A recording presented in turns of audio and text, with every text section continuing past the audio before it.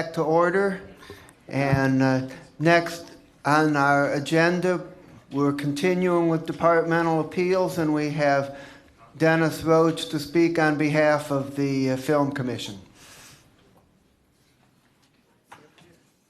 Thank you, Chairman Miller. Ladies and gentlemen of County Council, the Film Commission appreciates the opportunity to come before you today to comment on a request for additional funding for 2012. To put everything in perspective, in 2011, the county, through your Department of Development, appropriated $160,000 to the Greater Cleveland Film Commission. Our request for 2012 is for $200,000. The difference, the $40,000 figure, will be used to increase the staff at the Film Commission from currently at 4 and raise that to 5.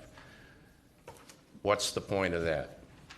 The reason is, and as you were had all seen last summer when we had I guess what we could call the Summer of Film in Cleveland, we had 6 major films made in our community. Those 6 films, according to the State Department of Development, spent $80 million in Northeast Ohio. So we are talking obviously about a significant effort funded largely in part by you folks at the county to support the Film Commission and make these films reality here in our community. Over the last several years, if we go back to 2007, the county has provided between 22 and 25% of the operating funds for the Film Commission. That is obviously significant. It obviously positions the Film Commission to be as effective as it has in fact been in recent years. As a result of that funding, the Film Commission has been able to continue to advocate on behalf of the film tax credit, which has taken filmmaking in Ohio from a previously meager and minor level to really a very significant level throughout the state. I mentioned there were 6 films made in Cleveland last summer. There were 11 made in the state of Ohio, and so that the economic impact for the state, largely by the way delivered by your Film Commission, affects other communities as well, communities beyond our own territory. What do we do with that money? What will those 5 people do? In 2012, we would expect the traffic to mimic what we saw in 2011. We are working on 6 films, which is where our executive director, Ivan Schwartz, is today, out on the West Coast, trying to nail down those 6 films and 2 television series that have expressed an interest in coming to Northeast Ohio. Mr. Schwartz, our executive director, as you know, has 25 years of filmmaking experience. He is the real deal in the sense that he really can pick up the phone and call major producers in Hollywood. He really can attract the attention of the folks who make the decisions around filmmaking in Hollywood and New York, and he really can and really has, with the others at the Film Commission, generated a huge return on the investment that you make in the Greater Cleveland Film Commission. This year, the Film Commission's budget is about $700,000. So this year, you provided between 22 and 23% of our operating revenue. That money was used to attract and service those 6 films and dozens of other media projects that have taken place in our community. The money that you spend at the Film Commission is leveraged. If you take the budget of the Film Commission and you take the contribution that was made by the county to the Film Commission, the county's investment was returned to the people of the county 500 times in terms of direct spend. Your $160,000 made it possible to attract businesses that spent $80 million. That's a 500-time return on the investment. I would submit to you, having been around county government for some period of time now, there are very few investments that you make in organizations that economically return that kind of investment. We want to take it to the next level. We want to take the Film Commission and what it does beyond blowing up cars in simulated buildings to creating a slice of the economy in Northeast Ohio. We do that certainly by attracting the films that tend to intrigue so many of us. But the filmmaking itself and what you see on the streets is really the tip of the iceberg of what goes on in this industry. The Film Commission has been involved in workforce development now on a very significant level for a number of years. In 2011, 430 people have gone through the training sessions, the dozen or so, or actually it's 10 sessions that the Film Commission has put together in cooperation with the Cuyahoga Community College. And 430 people have gone through those sessions. The age range of those students is 16 years to 70 years of age. The demographic of the workforce component of what the Film Commission does is completely diverse, totally inclusive, about 50% women, about 50% minorities, about 50% of different constituencies that are represented in those classes. In 5 years, 700 people have gone through the training courses that the Film Commission has organized and conducted with Tri-C. I want you to know that the Film Commission is the excitement of major filmmaking, but I want you to know that more importantly, it is an economic development entity that brings business to town, but brings the business to town because the town is developing its workforce. The town is developing its infrastructure and its facilities to make filmmaking possible. We had a lot of fun on East 9th Street last summer, but we had to go to Pittsburgh to get the equipment to make those films. That shouldn't happen again.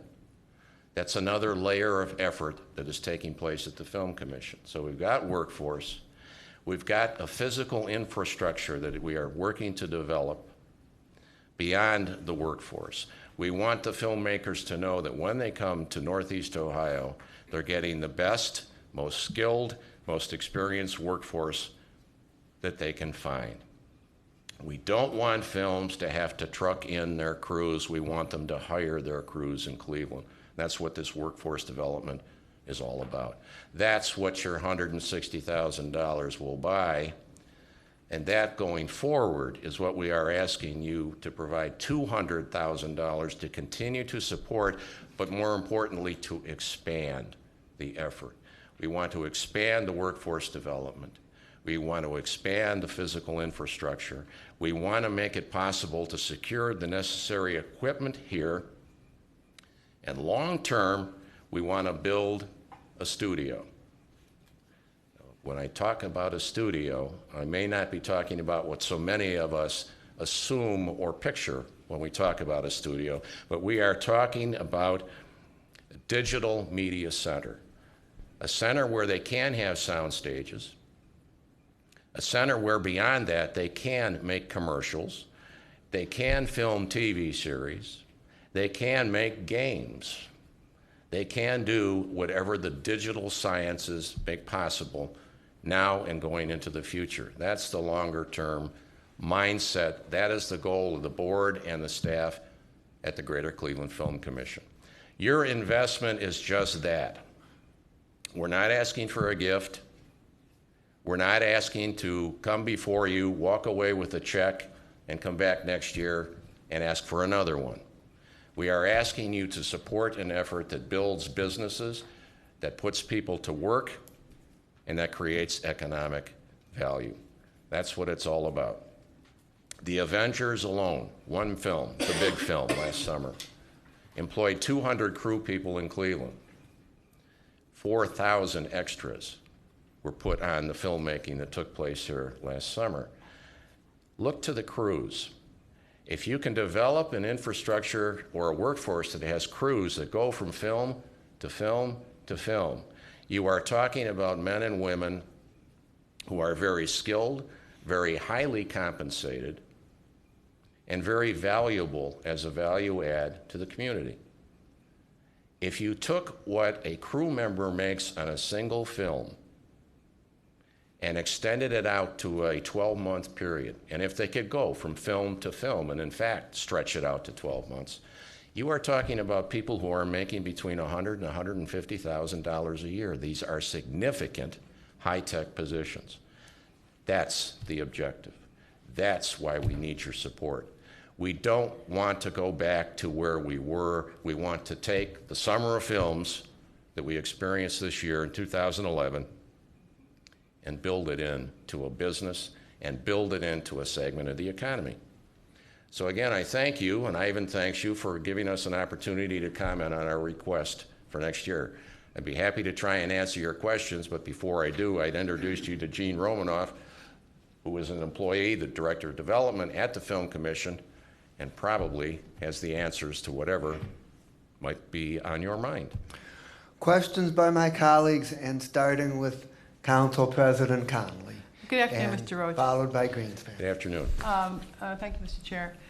Earlier this year, probably about 2 months ago, Mr. Jones and I met with Mr. Schwartz, and we looked at the makeup of your board, and we were particularly concerned with the dearth of women, Hispanics, Asians, and African Americans. You have basically all white males on your board. And it seems to me that that is not consistent with these ideas of diversity that you're talking about. And I believe in your staff, do you have any minorities or Asians, Hispanics working for your program? You know, I think you've raised a valid concern. Let's start with the staff. There's only 4 people. The turnover on that staff is, well, there isn't any, at least not presently. The funding that you are providing does provide an opportunity, again, to expand the staff and expand the service that that staff delivers. I think you're right about our board, and I think that because I'm a member of that board. Our board has 21 people sitting on it right now. Our bylaws provide for an opportunity to expand the board up to 30. In the spirit of the conversations that I understand that our director has had with Council President, we have expanded our efforts by inviting in the Commission on Economic Inclusion. Some of you may know Andrew running the program out of the Greater Cleveland Partnership. Andrew Jackson has come in to help the board specifically address this issue and, in fact, improve our performance in that area. I mean, I really think that your performance has to be improved in the area. And I really appreciate the fact the jobs that you do create, but I want to point out to council that these are not full-time jobs. I mean, these people come in and they work for 6 weeks maybe, and it would be wonderful if they could work 12 months out of the year. But so a lot of the people do come from outside the jurisdiction. I mean, outside of Cuyahoga County. And we were kind enough I talked with Bonnie Chiwan, you know, the filmmakers used, for instance, the courthouse. And I said, well, did we get any rent for that? Well, we didn't get any rent, but I guess you all paid all the expenses in exchange for the jobs and, you know, other economic benefit that we had. So there's 2 sides, and we're giving money to the commission, but we're also supplying, for instance, we supplied the courthouse at no cost to the film company. So I think that I appreciate what the Film Commission has done. It's wonderful, the hotel rooms and the restaurants, all that stuff. And I think Ms. Conwell said someone in her district, you know, had the dry cleaning contract, which was wonderful, and they made money. But you have really got to get some diversity on that board before I can support any additional funds for this, because I really think this is it's to the point of being egregious to have no Hispanics, no Asian. I think it's 2 or 3 women out of the 21, and no minorities, and no African Americans. I think your points are very well made. I would point out to you, too, that the workforce that we're talking about, when we talk about crew, you know, again, my point is you're absolutely correct. These are temporary jobs, but by the way, they're far more than full-time. This is an industry that's attractive to young people. And when they're on a film set, they don't work 8 hours. So it's considerably more than full-time. But you're right. If we don't develop the inventory of films to move them from film to film to film, they are not full-time permanent jobs. But they can be, and they will be. And I take to heart your comments about the constitution of the board. And I think also there should be serious concern. I mean, I've heard, you know, you hear all these rumors that there's not a lot of blacks hired on this, and that's all rumors and hearsay, so I really can't go by that. And I did see a lot of minorities, like in the security forces and people working around when they were down here. But I mean, I think the Film Commission should be cognizant of having diversity, in the employees and narrators. Well, I want to give you the assurance from the board perspective that that's exactly what we are thinking about and dealing with right now. Also, please understand we service the films, and it is the filmmakers who do all of the hiring. But when they're coming to our town in the future, we will advocate for exactly the cause that we're discussing here. Okay, thank you. Okay. Councilman Greenspan. Thank you, And Mr. then Conwell. Okay, thank you, Mr. Chair.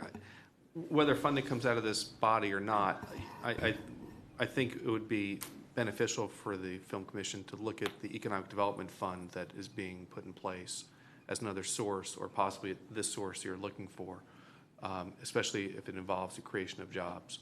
So just to steer you in that direction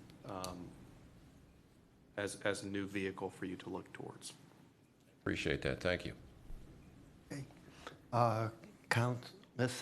Ms. Conwell. Through the chair, do the board members get stipends? No, they do Film not. commission. We're volunteers. Volunteers? Okay, and what was the amount that you're requesting from us? 200,000 a year. We currently, this year Per got year. 160. Last year we got 180.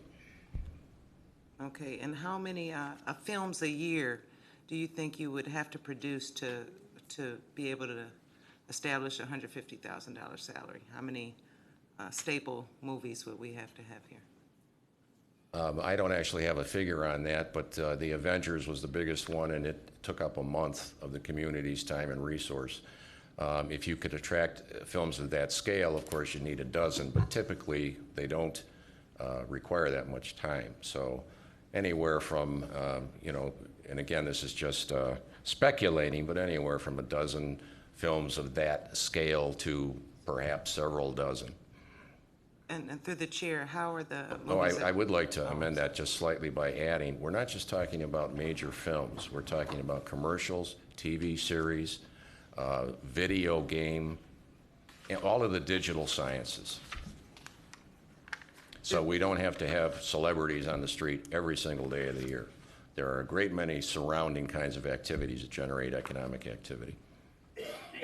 Through the chair, how are the movies attracted to Cleveland? So Avengers, how was it? Well, the Avengers is an interesting story. The Avengers started filming, what state was it? Michigan. See, I told you she was helpful. It started filming in Michigan. Michigan pulled the plug on their film tax credit right in the middle of the proceedings. So a lot of what was supposed to take place in Detroit actually came to Cleveland. But I want to emphasize one point. They came to Cleveland because Cleveland had a credible organization and a credible person on point, a bona fide filmmaker. Now, they could send a lot of us out to Hollywood and we wouldn't get anywhere. We wouldn't get into meetings. But because he is recognized and credentialed and experienced, they talked to Ivan. Please be assured that there are other discussions taking place around similar projects of similar scale. And they are talking to our executive director, again, because he has the credentials to talk with them knowledgeably. But I don't want to give the impression you have to have an Avenger-style,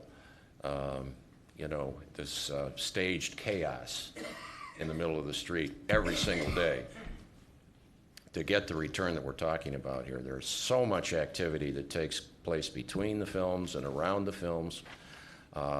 If you really want to chase value, you also want to chase TV series, because it takes about 5 times as long to film a series as it does to film a major motion picture. And we being Ivan primarily and the staff at the organization, are looking at TV series who are interested in coming to Cleveland. One last question through the chair. When will the 9 open seats on the board be looked at to be filled? After we have some more deliberations with the Commission on Economic Inclusion and our own Diversity and Inclusion Work Group, we are taking a look at the board, we're taking a look at staffing, we're taking a look at vendors and so forth to see what we have in place and how those things have to be enhanced. I would not rush out tomorrow and fill 9 seats. We want to do this deliberately. Do you have a time span on that? We haven't set one, no. I know you wouldn't do it tomorrow, but within the year or 6 months, looking to fill some of them? Oh, it shouldn't take a year. I've done some governance work on some other boards. It doesn't take that long. What it takes is commitment. Thank you. Ms. Simon? Thank you, Mr. Chair. The $40,000 would be used to hire an employee? Yeah, Is that would primarily- cover all compensation for salary and benefits. I just have a quick comment that, you know, this is an emerging enterprise and economic development enterprise for the county, and we put all this money into sports beyond what I thought was reasonable. And here we have something that I campaigned on, an alternative economic development genre of high tech, of employment, something we have to start diversifying. I mean, we're relying on this sector and sports primarily in Cleveland, and manufacturing is going down. And we always talk about let's diversify and let's get into something new, sustainable. And because of this film credit now in the state, we have an opportunity to expand this for a small I know it's all relative, but $40,000 to help grow this industry. That's the only exciting thing we have going on really in Cleveland this summer, beside our new county government. But, you know, everybody was coming downtown. That was riveting, by the way. On Public Square in Skylight Office Tower, and every night I'd come out and there's people coming downtown. Nobody's coming downtown now because we don't have a basketball, and so it's now ghost town. So I just want to say, and I'm sorry, Mr. Chair, that I'm going off point a bit, but that I'm totally in favor of this, and I advocate it, and it brings to mind a discussion I had about a development in the suburbs where I thought some objectionable practices would be brought to that development, and I was told nobody else is knocking down the door to come here. So with that in mind, I understand if you have a plan to expand the board, and this is a place where we can do something good for this town, I'm all for it. Mr. Chairman. Councilman Jones? Thank you. I'd heard it said back in the late 70s, early 80s, and I was just a kid, but they said we put all of our eggs in one basket when it came to manufacturing and our steel industries, but that we had an opportunity to be Silicon Valley. Some others might know more about that than I do. But my question is, you talked about the software and the video games. Tell us about how you see that industry being developed and where you are in those stages of that. Given technology and given the advancement of technology, especially in the digital sciences, you can produce whatever medium you are trying to produce. And video games are a huge sector, by the way. You can produce them virtually anywhere. And the people who make these products don't all have to assemble in any particular Silicon Valley or related kind of place. You know what's going to drive this in the future? Do you have the people who have the skills to do this? Can it be done at a reasonable cost? When you come to make a film, for example, and you want to do it on a major street in New York City, a street that looks like Euclid Avenue, or you could actually come to Euclid Avenue, where do you think the economics are going to be most favorable? We've got to take what we have here in terms of reasonable costs and a reasonable structure, and we have to enhance that infrastructure with what is most important, people. We've got to build the skills that are necessary to make films. And I mentioned this a second ago, but it's particularly important that we continue to appeal in this industry because this one is a favorite of young people. This is an industry that's going to help retain, help attract the young, the smart.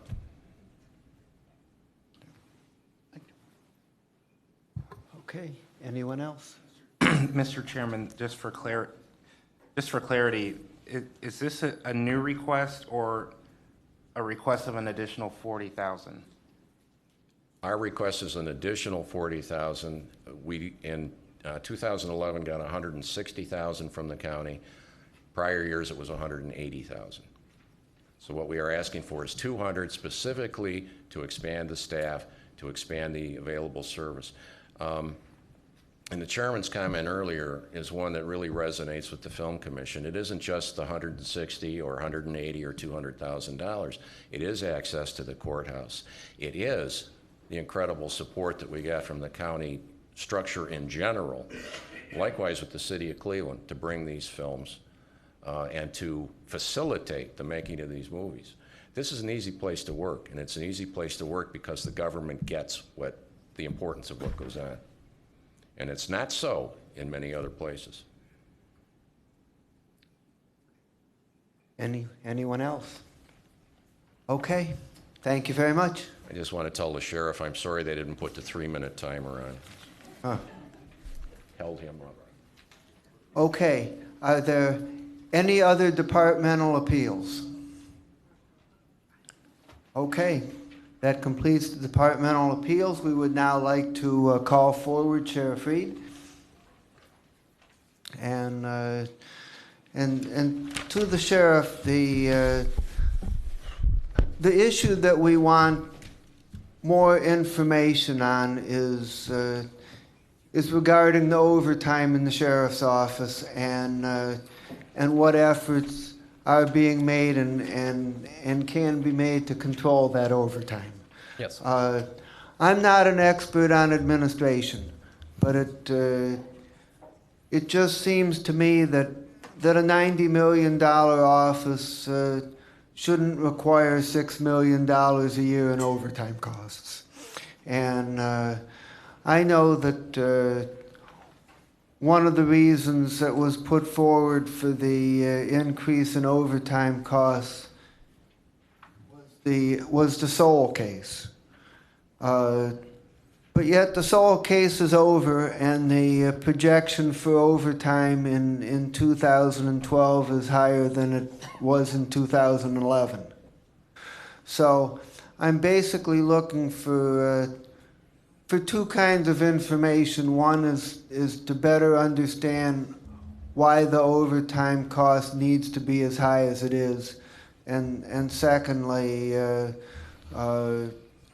that if a concerted effort were made to develop a plan to reduce the overtime expense, how much could reasonably be saved and how could it be done? Chairman and members of council, thank you very much. Let me just real quickly review the budget. In 2010, the budget was approximately $4,900,000. In 2011, it's projected to be $6 million to $6.2 million. So it is a considerable increase. And, why did that happen? Well, for the most part, a number of reasons, but I'll get right to the point.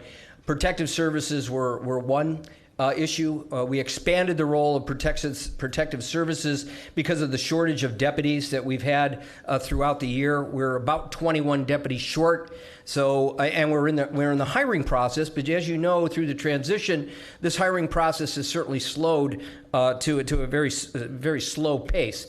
It's picking up now as time is going on, but as you know, we're going to be hiring 31 deputies, the 21 to make up the shortage, and 10 additional for the impact units. But in the meantime, we have protective services that has been helping us out in the courtrooms, not in the courtrooms, but in the vestibules of the courtrooms to increase presence. I think I know the majority of the overtime is in the correction center. And as you see, it's about 70%. The population is one area is the population of the jail. I've been sheriff now for 2.5 years, and the population has never been as great as it is right now. We had 2,203 the other day. That's the highest it's ever been for me as sheriff. We're trying to, we sent prisoners out, which is going to increase the prisoner board and care. We are down 25 COs. The recruitment process is very slow. We're trying to work with HR into getting a revised prerequisite to the position of COs so that we can hire quicker. But when you're down 25, the overtime becomes greater. Sometimes overtime is good, but there's a point where there's a diminishing return in comparison with the amount of overtime you're spending in comparison with hiring full-time employees. So we're down 25. Overtime is tremendous with that. Once we're up to full complement of deputies, which will be 21 additional, I think we're going to see a considerable decrease in the amount of overtime for deputies. And we're going to see a considerable decrease in the amount of overtime for corrections officers. And let me give you one example. Whenever we have a prisoner that is taken out of this facility, and on average it's about 3 a day, we have to take, in a rescue squad, we have to have, by our rules and contractual agreement, we have to have 2 deputies that are assigned to that emergency run. If we have deputies assigned to a number of other responsibilities throughout the Justice Center, and we don't have them, well, that can't wait. We have to call people in. We have to call people in on overtime. So what are we doing about that? I think we'll have telemedicine in place by the end of this year. I think it's going to considerably cut down the amount of overtime that we have for deputies. Telemedicine being, we'll have a nurse and doctor here at the medical center that will be able to televise to Metro General Hospital. We're working on that, and like I said, pretty confident we'll have that by the end of the year. That will cut down certainly on the transportation issues and that deputies are responsible. In addition to that, if we have a prisoner at the hospital, we have to assign a deputy there 24/7, and while they're in the hospital. So, and depending on the risk factor of that prisoner, if it's a low risk, we can assign 1 deputy. That's our minimum. But if it's high risk, we may assign 2. So those costs are tremendous. We had a lot to hire in protective services. For example, June through December, we had the Board of Revision for 2 additional days a week, 5 hours a day. We had protective services that were assigned to that building, and that was all on overtime. We did custodial work from June to December. Now it goes to 11 o'clock, where it was at 9 o'clock at night, and we have to have protective services in the building while the custodial services are there. We're working with Bonnie Tiwan and Public Works to see what we can do about tweaking that, but that still is an issue for overtime. It's not a simple issue on overtime. It's certainly convoluted, but the issue, I think, really boils down to the population of the jail. As we're getting greater, the responsibility is greater. More COs have to be called in to take, and absenteeism is a huge issue. Let me just really quickly address the issue of the early case management. My friend and colleague, who I respect a great deal, Judge First, isn't here to defend herself on this issue, but at the end of the day, I disagree with her on the issues of the early case management. I thought it was working well in 2010. I thought it worked not as well in 2011, and I am not optimistic in the least of how it's going to work in 2012 by assigning assigning defendants to attorneys when they first come in. Great idea, but taking those cases back up into the courtroom instead of an early case management judge to get these 4s and 5s out of the system. I think when they say that it's going to be a high priority into the judge's docket, I think that it's going to maybe it'll be a high priority for the first couple months, but at the end of the day, I think it's just going to start blending in with all the other cases that they have, and it's not going to be a high priority. I just think that some of the suggestions and thoughts that we've had on early case management, we see barriers thrown up on some of these issues. Franklin County, for example, has shelled a $150 million project for a new jail because of effective early case management program, a $150 million jail.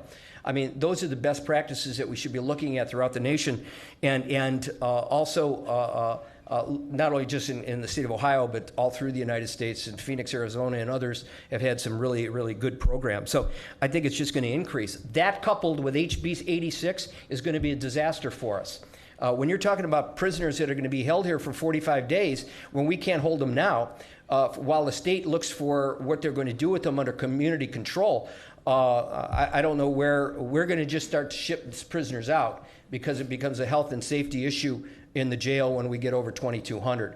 And I think next year when that happens, that's what's going to happen. And lastly, issues with an increased population at the jail, increased nurses, nurse time. We have 22 full-time nurses. We're always in the process of hiring. We're always short. We're approximately $2 less to $2.50 less than the a comparable county hospital for our nurses. So, and that's a contractual agreement, but we have a difficult time in keeping our 22 full-time nurses and 18 full-time licensed practical nurses and MTAs. I could go on forever, Council, on some of these issues, but I'll through the chair, I'll open it up certainly to any questions. The first question I would ask is given particularly what you said about the telemedicine to be in place at the end of the year, and also the advantage you're going to gain when you get to full complement on the deputies and the COs. Can we plug in a number that's lower than the budgeted number for overtime for 2012, which is higher than 2011's number, or do you think the number that's in the budget is realistically what's needed? Well, I'm always a guy that looks at the glass half full. It concerns me with HB 86 and also some other issues that I've discussed with the population of the jail. It's a challenge to us, Councilman. I think that it's probably realistic. It may be reduced by a few $100,000, but at the end of the day, I think that we're going to be right there. It's going to be a challenge for us, and we're going to look at reducing that overtime through, not just through people, but through IT issues, and I think that that's more important than even bodies. Questions by my colleagues? Councilman Rogers. I'm still a little confused, and I heard you talk about the personnel issues and the length of time it's been getting to hire, to get folks hired. And I'm just wondering, at $6 million, it seems like you could hire almost 100 new people. And I'm wondering, where's the balance there? Is it a scheduling issue, or? Well, that's a great question. And here, Yeah. one thing I didn't mention is that in the corrections officers, and we have 540 corrections officers, that's line officers, not counting sergeants and corporals and the other staff, which goes well over 600 employees in the jail. The COs are on 12-hour shifts.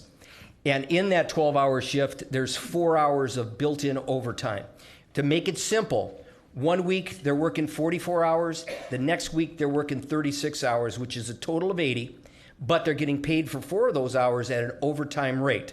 Now you say, well, wait, couldn't you do that on an 8-hour shift and reduce that? The cost analysis that we've done, and even before I became sheriff, was that in the cost analysis, it was more money to put them on 8-hour shifts than to absorb the 4 hours of overtime, built-in overtime for the COs. So that budget that's reflective of $6 million in overtime, I don't have the exact number on what it costs on that built-in overtime, but that's a huge issue just on the built-in overtime alone. In addition to holiday time, when somebody's working a holiday, that's also overtime hours. So when you look at $6 million in overtime, a lot of it, the built-in part of it, and holiday time for the 1,100 plus employees that we have, there's probably at least $2 million in overtime that we can't affect. So we're looking at that window of maybe $4 million in which we can look at different ways in trying to reduce it.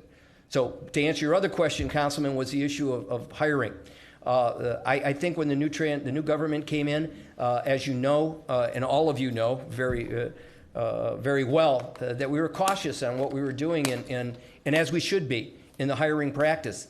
And that has slowed things down to, I certainly don't want to say glacial speed. It's been a little faster than that.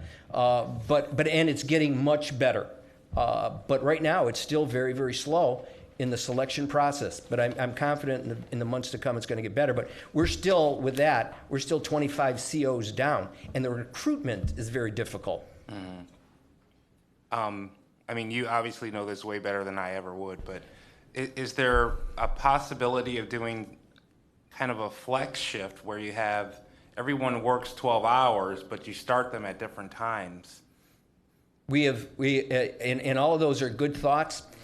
We changed deputies to 12-hour shifts last year, and I think we saved a boatload of overtime. But we can look at all those other issues. I'm always challenging the director to look at ways of saving money And absenteeism is a huge issue, huge. And as I explained to you a year ago, when you first started here in January, absentee issue is a huge issue. We even hired private investigators to follow people, and we fired a number of those that we found were in violation of the absenteeism rules. They were AWOL, and it helps in the short term, but it doesn't help in the long term. I think that people have a short memory, and we're still doing that. But when you get at some time a 20% absentee rate, and maybe part of that, and I've talked to the director about it, is the increased overtime that we have. Now, one thing that we're going to do that I think is really important in 2012 is overtime was always based on hours scheduled, not hours worked. So, for example, and we had this changed in the last contract that goes into effect on the 12th. In 2012. For example, if somebody is scheduled for 80 hours and then has 8 hours of overtime on top of that, they're getting paid for 88 hours or even actually 92 hours of pay. Now, starting in 2012, it's on actual hours worked. So if they had 80 hours scheduled, they took off 12 for sick time and worked 8. Now they're going to get paid for 70 hours. I think that's the math real quickly. But they're not going to get paid if they're taking sick time off and then getting 8 hours of overtime or 12 hours of overtime. That's significantly going to decrease, my opinion, decrease the absenteeism. Questions? Ms. Conwell. Through the chair to the sheriff, just say if we cut the overtime provision from $6 million to $3 million, could you work with that? Because that other $3 million or whatever dollar amount that we come up with can be used for other mental health services, health and human services. I know we have an obligation on one end, but we have an obligation for those to protect those citizens that are being law-abiding citizens and things of that nature. So I don't want to take anything from that end, but we want to try to really front money in preventive services. In a word, no. Councilwoman, through the chair, I think what we would be doing is we would be putting our staff in harm's way with that. When we have an increased population, we had an inmate, we had a CO 2 weeks ago that was severely injured by an inmate because part of the reason is that tensions are high when things are overcrowded. I think that if you attempted to, this is my own opinion, if you attempted to decrease overtime by that amount, I think that we would have a tremendous challenge to keep order in the jail. Through the chair, so the overtime is basically if you know that the day is kind of rocky, so you kind of will pull in extra officers. Is that the overtime, or those officers are just staying longer? They're staying longer. For example, if we have 150, at any given time, at any given shift, we have 150 COs that are scheduled to work. If we have 10 that call in sick or 15 that call in sick, we have to go into overtime to extend it. So those 12 those 150 that have been working, we keep them another 8 hours. I believe that the collective bargaining agreement would not allow us to keep another 12. So we would keep them for another 8 hours afterwards to fill in now a shortage of 135 on the next shift to fill in that 15. So I think you can realistically look at a number in a reduction in overtime because of all the things that I've just discussed with you. But a 50% reduction in overtime, in my opinion, would be not a good thing to do. Okay. Follow up on that. So I just can't get if you get up to full, I get some of what you're saying, but I can't believe that if we get to full capacity of sheriffs, that we still need that much money, in overtime. I'm just not getting that. I think it's going to reduce it, but and it will. Now, is it going to reduce it by 50%? No way. I think by hiring 25 COs, that's going to reduce significantly. We have 70% of our overtime budget right now is in COs, corrections officers. So that's going to be reduced. Deputies, I think right now when we went, if I can remind you, we went from 13 deputies at the Juvenile Justice Center to 23. Those had to come from somewhere. And what we're doing now is we're shorting the court. And believe me, the judges many are very, very patient.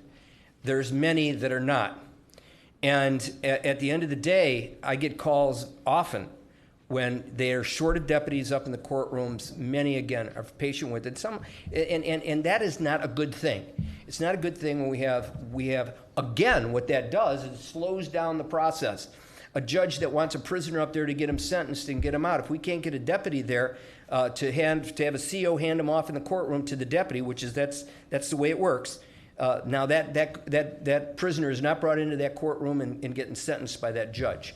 So I think it's going to significantly decrease. I don't know if it's going to decrease it by that, but so there's like I said, it's pretty complex in a lot of ways, and believe me, we look at overtime every 2 weeks, every 26 pay periods. The chief and I and the two captains sit down and review it to see where we can reduce the amount of overtime. That's where we came up with the 12-hour shifts last year. In the middle of a contract, we negotiated that with deputies because we were getting killed on overtime. Sorry, through the chair to the sheriff. So the officers, when they're doing overtime, is there a random pick or is it the same ones all the time? That, some people like to do a lot of overtime. They don't have as busy as lives, but I'm just concerned that if you're not doing it on a random basis, that maybe that's why they're tired and it might be some absenteeism. There's a list that we go through. Okay. That we go right down the list, and that's mandated by the collective bargaining agreement, so that when we have openings, we just continue to go down the list. If we stop there today, we start the next day at that issue and start down on that list. So everybody gets the opportunity, and as you know, there are some people that want to work all the overtime that they possibly can, and there's those that don't want to work any. So, we go and we find people, but there are times too when we watch that. We don't want them to be overtired, and you fall asleep in a pod, that's a real problem. Okay. Anyone else? Ms. Simon? I do. Thank you. I just want to continue the discussion about your plans to hire additional COs, and the plan is to hire 25? Right now we're at 515, and our complement is 540. And that's going to be done in 2012? We're hoping to do it before 2012. We're in the process right now of, let me give you for example, and we're working with HR on this issue. And this is, for example, we had a test that was taken, and the applicants, there's a 9th grade math level. We had 9 out of the complement that took the test that passed that. If we went further down the list to a 7th grade level, for example, we would have 16 or 17. So HR right now is looking at, now this is, just so we're clear, you have an outstanding individual who's got no criminal background, good common sense, but he can't count real well. All I want him to do is count to 45. Okay. So that he knows how many is in the pod. So my point is and I don't mean to disparage, the applicants, but at the end of the day, we brought that to HR, and HR is looking at that, and I think that we're going to come to some agreement over the next week or so if we can actually go down on the list and go out. But that's a debate that we have. So Mr. Chair, I'm not clear either. If you're planning to hire and will have these additional COs by the end of the year, hopefully, or early next, why are we looking to budget overtime without those COs being contemplated? Well, I think that again, maybe we're a little high on that end. It worries me. HB 86 worries me with the amount of prisoners that we're going to increase in the Justice Center. I know prisoner board and care is a separate issue, and as you know, we had budgeted $1.5 million this year for prisoner board and care, and we've only used $500,000.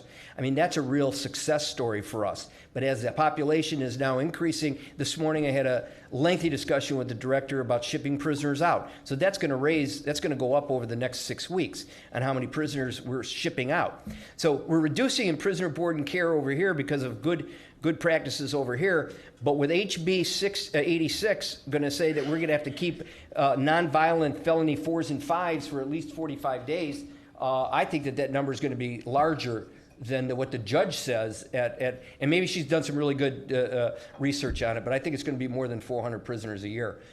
So that coupled with, I think, the slowness of the early case management is going to increase our population. So I'm being cautious, I guess. If council, certainly would want to reduce the amount of overtime, we would certainly keep council in the loop and the county executive in the loop on where we're at with the overtime issue. And as we get to the end of the first quarter, we can share that with them on where we're at if in fact overtime has to be increased. Yeah, Mr. Chair, that makes sense to me, is to come and take a look mid-year, first quarter, quarterly, take a look at where you're at, rather than budgeting out an entire amount, even when we're hiring people at the same time. Anything else? Councilman, thank you. Just repeat for me again, how do you see the 25 COs, correction officers, by adding them, what impact will they have on the overtime? I think you're gonna have less overtime. I mean, there's at times when we have 150 COs that are scheduled, and now because we're shorthanded, we may only have 145 COs that are scheduled. So now you have automatically, you got to bring 5 in because we're shorthanded. This is a 24/7, 365 operation. So if you have 150 that are scheduled for that shift, but you only have 145 because we're short, or let's go 12 away from that shift, 2 12-hour shifts. Now we're down to 138 that are available, and you have to understand, out of the 540, you got vacations, holiday, overtime, comp time, all of those issues that go along with scheduling. So now, let's say you have 150 that are scheduled, and now that we're down 25, now you only have 138 that are available. So we have so many COs that are responsible for each one of these pods at night. And we with those hires, we're now going to be up to the 150. We won't have the automatic overtime in bringing some of these people in that we've had right now.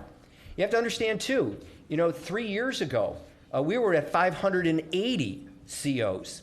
So through 580 COs, that's 40 more than we are now. We've reduced that by, I think, good management, by looking at the shifts.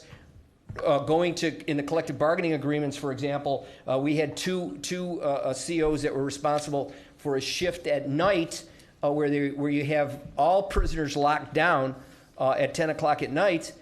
You had 2 COs that were responsible for that pod. Well, we negotiated so that the pods were together, and we had 1 CO in that pod and 1 CO in the other pod. That significantly reduced the amount of COs that we had to hire, from 580 down to 540. So you know what? We've been, over the last 3 years, been in an austerity program to reduce staff.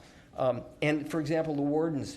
We had a warden, we had a director, we had a warden, we had 2 associate wardens, 2 assistant wardens, 2 lieutenants. Today we have a director, we have a warden, and 2 associate wardens. There's no lieutenants, there's no assistant wardens. All of that's been consolidated into a small and lean staff. So I think the austerity side of it that we're really looking at, and we're watching all of those issues, but at the end of the day, you need bodies in this facility, and when you don't, I think we're one, we have an outstanding staff, but 2, I think that we're lucky sometimes. Okay, Chairman, when you had 580 COs, how much overtime were you paying then? You know what? I'd have to go back. That was right when I started, and I'd have to look and see what we were doing in 2009 and 2008. We probably had less overtime, I'm sure, but now you got 40 additional employees at, let's say, for example, $40,000 per employee for salary, and right now the top pay for COs is 19 and change an hour. So you look at that and you're at probably $50,000 for a CO with fringe benefits, if not a little bit more. So you're looking at $2 million there. That's a reduction in that staff. So is that $2 million, 40 times 50,000? I guess my thinking is if you said $2 million of that overtime is kind of built in, but the $4 million is something you can address, you can turn that $4 million into employees, and Well, that we're looking. How did that balance out when there was 580 employees? How has that changed? What has been the comparison between now and the overtime and the number of employees now, and the overtime then and the number of employees back then? How has that changed for better or for worse? To the councilman through the chair again, I think part of it is the shifts, changing to 12-hour shifts with the COs. That made a difference in the amount of overtime and the amount of people that we need. I think that was significant, even though there's 4 hours of built-in overtime on that. You do the cost analysis and it makes sense. So, I mean, I'm Chairman, Council. I'm good with the as we're going along every quarter, looking at that, reporting to Mr. Steen and reporting to the county executive and to yourself on where we're at with that. I'm up to the challenge. Okay, Ms. Simon? Okay. Sheriff, we're not going to take $3 million out of your overtime budget, but we might take some to provide an incentive to really make this a priority and work it closely. So we're gonna have to think about it. We're not going to do it today. If it would be after we've had a week to think about it and do it on the 28th. One thing, Councilman, if I may, just keep in mind the issues of prisoner board and care.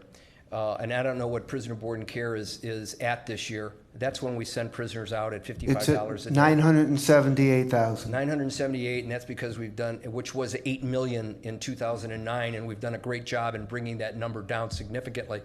When the prisoner, the one thing I just ask you to keep in mind is that when prisoner populations go up, prisoner board and care goes up.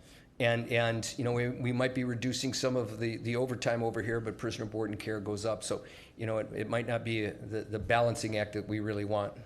We're not going to stick something in the budget that you can't do. I appreciate we're that. cautious people. Okay. Thank you very much for coming in. We appreciate your time. Thank you very much. Appreciate it. Is there one more question? Did you want to have some? Yeah, More questions? Sorry, Sheriff. That's okay, no problem. We're going to do Councilman Jones and then Conwell. when you mentioned that the care, it just hit me as a person who's had staff for 20 years. When I think about why people have quit or why they have just been absent, better in this case, absent and tardy, it's been because the stress on the job, probably from me and the bosses. You know, that's one of the main things, and they just don't come, and overtime, just working them too much. So they come in late and they're absent. How, when you look at your staff with 515, what are the challenges that they face that you're dealing with, as far as things that you think impact their absenteeism? Well, I think with the population is at around 1,900, there's less challenges for the staff. When it hits 2,100 and we have them sleeping on the floor, the challenges become greater because fights can occur, somebody trips over somebody, and so it's an increased threat to our inmates, and it's certainly an increased threat to our staff. What we tell them that if they have a problem with being stressed, on edge, then don't take the overtime. There's others out there that can handle additional overtime, and they can handle it well. We don't want those that can't handle the overtime, and they're going to take it out on an inmate, and we don't have very much of that. But we don't want them falling asleep either. So you have to understand this jail was built for 1765, and we're 1,765 population. And, the other day we had 2,203. So, we're challenged just with that alone. We do a great job with it. We really do. But at the end of the day, handling inmates 12 hours a day, 4 days a week or 5 days, depending on your shift, is challenging. And we have services, we have employee assistance programs, we have a number of things that we try to help our employees with before they get to the point where they're stressed out and they're not showing up for work, or they're less than tolerant with an inmate. Did you say Mr. Chairman, you said they're sleeping, are they sleeping on the floor now at 2,200? No, but occasionally, Councilman, I don't want to sugarcoat it. At any given time, we have a sergeant that may come across a CO that's dozing, And with that, they're, you know, at the end of the day, they're disciplined for that. You have a rule. You can't sleep on duty. But it can be a challenge at 3 o'clock in the morning when everybody's locked down and it's quiet, and you have two COs checking on each other to make sure that they're attentive and they're checking prisoners and they're doing what they're supposed to do every 15 minutes. But at the end of the day, that's challenging. And so we get it every so often. Okay. Ms. Connell. A final question through the chair to the sheriff. You mentioned comp time, so you're giving, and I know they can't be for the same person, so you're giving overtime as well as, can you explain the comp time that you were talking about? Yeah, I did say comp time. We don't give a whole lot of comp time with corrections officers. We don't. We give more comp time with deputies on certain duties that they may have. Training, for example, a lot of our training is on comp time instead of overtime. But with comp time, you know, through Fair Labor Standards, there's certain rules that with comp time and how much they can take off, when they can take it off, and if you have to actually call people in on overtime for somebody who wants to take their comp time hours. Our people are very good with that because they don't want to abuse the program. And if they start to abuse the program, we would reduce significantly the amount of comp time and maybe even reduce the amount of training, which is not good. Your comp time, through the chair, the comp time hours build up, correct? They do. Do we have a program where they get paid for those comp time hours if they leave the county? You know, through the chair, the state law is 480 hours of comp time. You cannot have more than 480 on the books. We do not have, to my knowledge, we have very, very few people that are over. We may even have a rule where they can't go over 100. I'd have to double check on it, but I believe we have a rule that they can't go over 100. And as they're approaching it, they have to take the time off. Okay, so say they do 100, so you're paying, and they quit or whatever, and we have to pay them. So that 100 hours times what they make an hour? That's correct. This is what is paid? Mm-hmm. But we keep track of it. I mean, we don't let it get, you know, abused the way it did 10 years ago on big city police departments. Okay. Anyone else? Okay. Thank you very much. Thank you, Mr. Chairman. Thank you, Council. Okay. We're not going to finish by 5 o'clock. We're going to have to recess and come back after the special meeting. I'd like to just kind of explain what we have to do yet today. We're gonna talk about the clerk of court's overtime. Trevor McAleer has put a summary together, and we're gonna have it presented and talked about.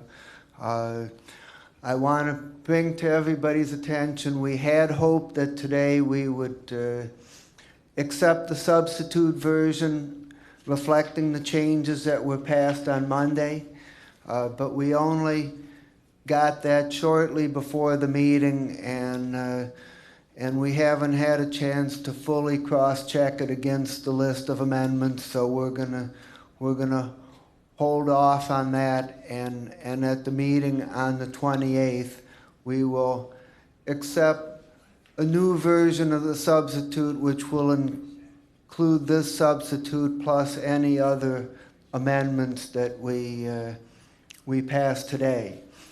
The other thing is that I know that there's at least a few that have amendments that they would really like to present today, so we're going to hear those amendments and decide about them. And the final thing, just from a procedural standpoint, is that as everybody knows, our plan is on the meeting on Monday the 28th, it is to do a final consideration of amendments and then hopefully pass the budget resolution out of committee. What I would like to ask is if there would be any objection if we set a deadline of this coming Wednesday, the day before Thanksgiving, at 5 o'clock, for anybody who has amendments that they would like to present on the 28th. That would be both for colleagues and administration. To submit those amendments to me so that we know what they are. And when I receive them, then I would immediately circulate them out to everybody. Because I just don't think that it would be right, being the last day on the 28th, for amendments to come in that other people haven't seen and haven't had a chance to consider. And it would also help in knowing how many amendments they are and helping to manage the process. And so is there anyone have a problem with that? Okay. You said, Chair, amendments by the day before Thanksgiving. The day before Thanksgiving, this coming Wednesday at 5 o'clock. You know, not to say that there couldn't be an exception or two if something came up. I mean, we're going to be reasonable, but as a general rule, that's what we want to do. Mr. Chair, Yes. I don't have any problem with your deadline of Wednesday. Just want to follow up on what I think you just said, and that's that as long as we're in a process, amendments are always appropriate. We can't. The process is not frozen. That's correct. You know, Right.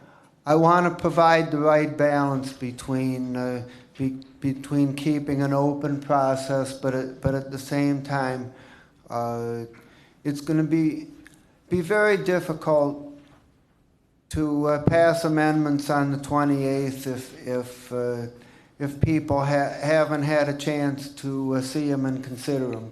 Particularly, what would happen in the old days is if amendments got brought in that people hadn't seen, well, then a caucus would be held, and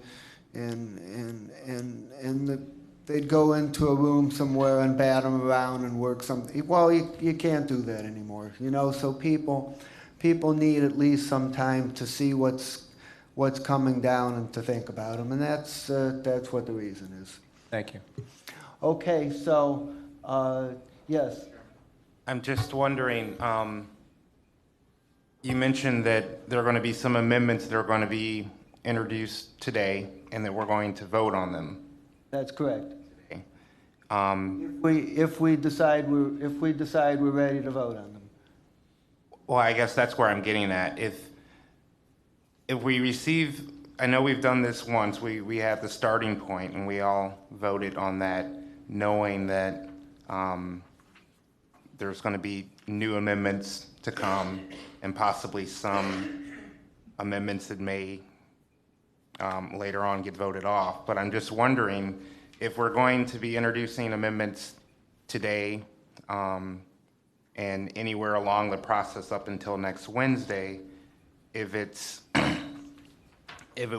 we would better serve ourselves if we would wait to vote on amendments until after that Wednesday. Okay, let's first see what there is out there. I know of Councilman Brady having one amendment and Councilperson Greenspan having two amendments. Does anybody else have amendments that they want to put forward today? Okay, so we only have a question of the three amendments, and I think that we should let those amendments come forward, but based on when we hear them and discuss them, we may ask the sponsors to hold off until the 28th. Would that be reasonable? I would think so, because there may be, I may hear something today and say, okay, that sounds great. But then something may come along down the line and I may have said, okay, I wouldn't have voted for that one had I known this was coming. And it just seems like having totality of amendments altogether leads to a better decision-making. Okay, well, that would actually be my preference as well, but I don't want to tell people that they can't bring forward amendments, you know, if they want to. So with that, we will. I'm sorry, Mr. Chair. I mean, to be clear, hearing the amendments as early as possible is great. So my only point was I'd love to hear what the amendments are, but to necessarily vote on them, I'm not sure if this would be the best time to do that.